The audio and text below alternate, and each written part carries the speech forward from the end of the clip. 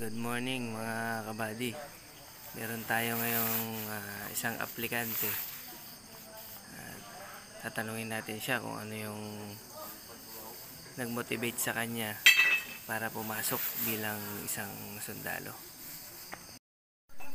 Ako nga pala si applicant Mangod Timar, 22 years old, galing sa Mindanao, North Cotabato. Okay.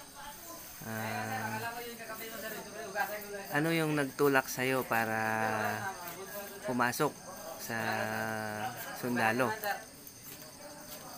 Unang-una, bata pala ako, pangarap ko na makatulong sa ating bansa at kadalawa ay aking pamilya para matulungan ko sila.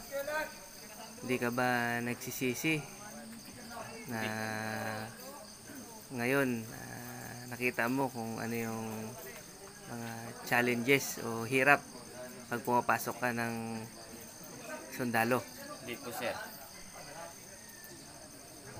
Sige, anong masasabi mo doon sa mga kapwa mo kabataan na aspiring na maging isang sundalo? Tsaga lang muna habang naghahintay ng masali sa list.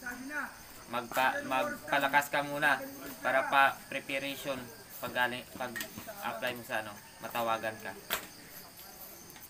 Okay, maraming salamat. Thank you po, sir.